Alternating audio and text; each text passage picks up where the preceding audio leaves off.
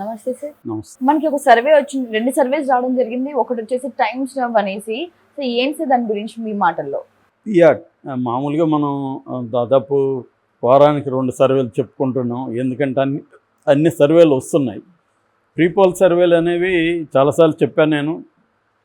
Accuracy మీద ఎప్పటికీ డౌట్లే ఉంటాయి.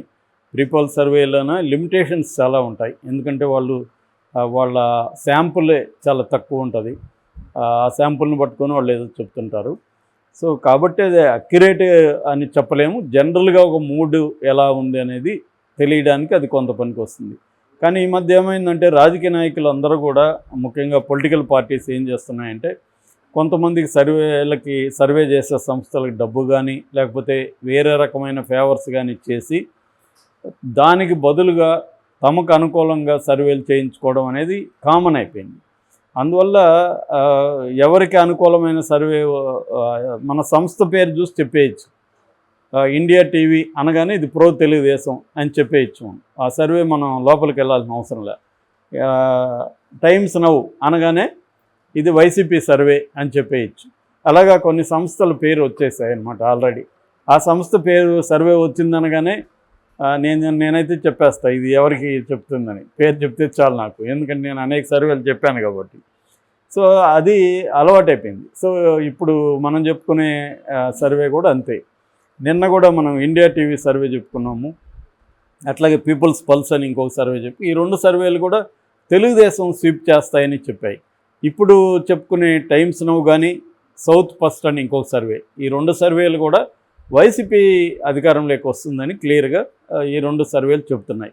సో ఈ సర్వేలు చెప్పుకోవడం ఏంటంటే, ప్రజల్ని ఇన్ఫ్లుయెన్స్ చేయడానికి ఈ సర్వేలు వస్తున్నాయి.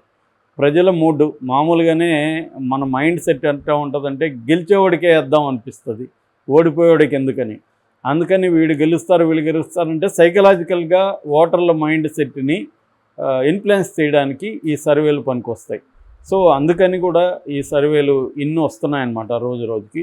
కొన్ని సర్వేలు అయితే ఎవ్రీ మంత్ చేస్తుంది. టైమ్స్ నౌ కూడా ఎవ్రీ మంత్ చేస్తూ ఉంటుంది. కొన్ని సర్వేలు వీక్లీ వన్స్ కూడా పెట్టేస్తున్నారు ఈ మధ్య.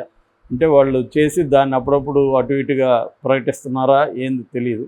ఇంకొంతమంది ఎన్ఆర్ఐలు కూడా సర్వేలు దిగారు రంగంలోకి.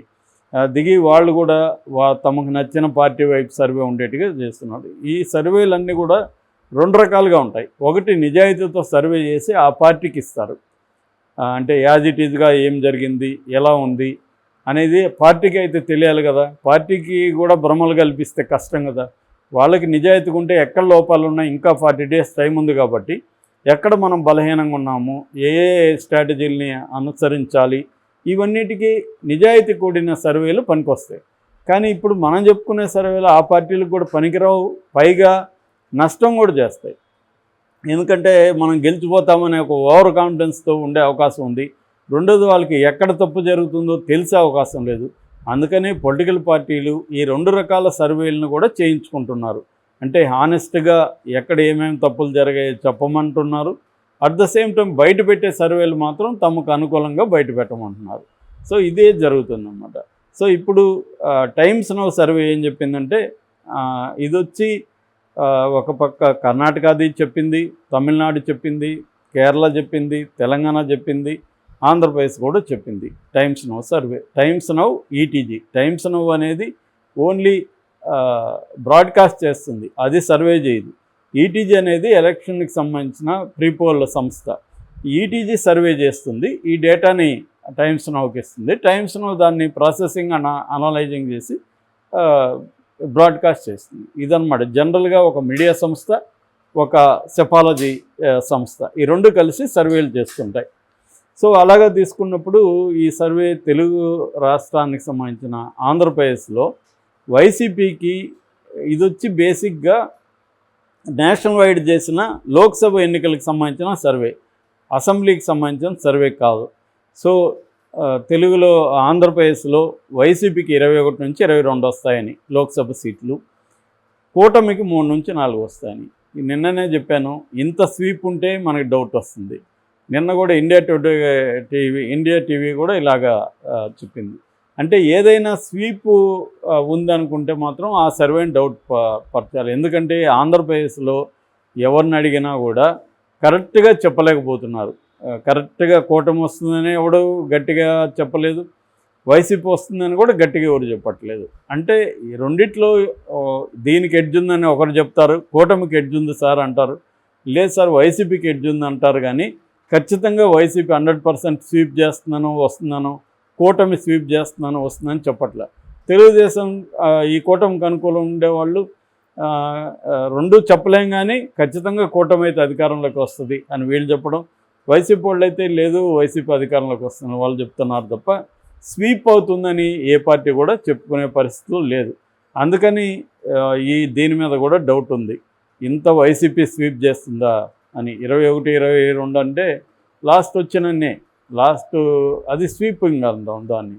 మళ్ళీ అంత స్వీప్ పరిస్థితి లేదు, ఎందుకంటే అధికారంలో ఉంది పార్టీ, దానికి యాంటీ ఇన్కంబెన్స్ ఉంది, కరోనా దెబ్బ కూడా దాని మీద పడింది. రెండోది 3 పార్టీలు కలవడం వల్ల యాంటీ ఇన్కంబెన్స్ అనేది చీలకుండా ఒక దగ్గర పోలరైజ్ అవుతుంది. సో అర్బన్ ఓటర్లో కొంత వ్యతిరేకత ఉంది. పథకాలు రాని వాళ్ళల్లో కూడా రూరల్ ఏరియాలో పథకాలు రాని వాళ్ళు ఉంటారు, వాళ్ళకు కూడా పక్కింటి వాళ్ళకి ఇచ్చి మాకెందుకు లేదని ఒక ఇది ఉంటుంది. ఎంత రీజన్ చెప్పినా, లేదమ్మా మీ కొడుకు జాబ్ చేస్తున్నాడు కదా అని చెప్పినా కూడా వాళ్ళకి సాటిస్ఫాక్షన్ ఉండదు. చేస్తే ఏంటి, వాడేమన్నా నాకు ఇస్తాడా, నాకంటూ ఉంటే బాగుంటుంది కదా అని అనుకుంటారు. అలాగా రకరకాల రూపాల్లో వ్యతిరేకత ఉంది. అయినప్పటికీ కూడా స్వీప్ చేస్తుంది వైసీపీ అని చెప్పడం అనేది ఖచ్చితంగా డౌట్ఫుల్లే. కానీ ఇది అలా చెప్పింది. ఇక కర్ణాటకకి వస్తే బీజేపీకి ఆల్మోస్ట్ లాస్ట్ ఎన్ని వచ్చాయి అన్నీ వస్తాయని చెప్తుంది. అంటే 21 నుంచి 23 వస్తాయని. బీజేపీ 22 పోటీ చేస్తుంది, 3 ఏమో అక్కడ జేడీఎస్ పోటీ చేస్తుంది, మన దేవేగౌడ పార్టీ. కాంగ్రెస్కి 4 నుంచి 6 వస్తాయని చెప్తుంది, జేడీఎస్కి 1 నుంచి 2 వస్తాయని చెప్పింది. ఇక తెలంగాణలో కాంగ్రెస్ 8 to 10, ఇదైతే కొంత దగ్గరగా ఉంది. ఎందుకంటే ప్రెస్ సర్వే కూడా ఆల్మోస్ట్ కాంగ్రెస్కే మెజారిటీ వస్తుందని ఇక్కడ చెప్తుంది. మనకి ఇక్కడ పరిస్థితి చూసినా ఇక్కడ అర్థమైపోతుంది. కాబట్టి ఈ సర్వేలు, తెలంగాణ సర్వే చూస్తే మాత్రం దగ్గరగా ఉంది. బీజేపీకి 4 నుంచి 6 వస్తుంది, బీఆర్ఎస్కి 1 నుంచి 3 వస్తుంది, ఎంఐఎంకి 0 నుంచి 2 రావచ్చు. అది ఇక్కడ సర్వే చెప్పింది. ఈ సర్వే ప్రకారం కొంత అక్యురసీకి దగ్గరగా ఉన్నట్టుగా మనకి చెప్తుంది. ఇక తమిళనాడులో మొత్తం 39 ఉన్నాయి. తమిళనాడులో 39లో డిఎంకేకి మెజారిటీ 21 నుంచి 22 వస్తాయి, కాంగ్రెస్కి 5 నుంచి 7 వస్తాయి, ఏఐడిఎంకేకి 1 నుంచి 3 వస్తుంది, అదర్స్ 4 నుంచి 5 వస్తుంది అనేది ఇక్కడ సర్వే చెప్తుంది. ఇక కేరళలో 8 నుంచి 10 కాంగ్రెస్కి వస్తుంది. తర్వాత సిపిఎం అక్కడ ఇప్పుడు పార్టీ అధికారంలో ఉంది, సిపిఎంకు 6 నుంచి 8 వస్తుంది. అంటే చాలా రాష్ట్రాల్లో ఏంటంటే అసెంబ్లీ ఎన్నికలు ఒక రకంగా జరుగుతాయి, పార్లమెంట్ ఎన్నికలు ఒక రకంగా జరుగుతాయి. పార్లమెంట్ ఎన్నికలకు వచ్చేసరికి మోడీ వర్సెస్ అనేది వచ్చేస్తుంది. సో అందువల్ల అక్కడ నేషనల్ ఇష్యూస్ ఇంపార్టెంట్ అవుతుంది. మోడీ వర్సెస్ కాంగ్రెస్ కానీ, లేకపోతే మోడీ వర్సెస్ రాహుల్ కానీ, ఇలాంటి ఒక clear cut black and white picture అక్కడ ఉంటుంది. కానీ అసెంబ్లీ ఎన్నికలకు వచ్చేసరికి లోకల్ ఫ్యాక్టర్స్ అనేకం పనిచేస్తాయి. ఇప్పుడు ఆంధ్రప్రదేశ్లో మాత్రం జగన్ చుట్టూనే ఎన్నికలు జరుగుతున్నాయి. జగన్ మళ్ళీ రావాలా వద్దా అనేది పాయింటే మెయిన్. మిగతా ఎన్ని చెప్పినా కూడా అన్ని పార్టీలు, ఈ కూటమిలో ఉండే అన్ని పార్టీలు జగన్ రావద్దని చెప్తున్నారు.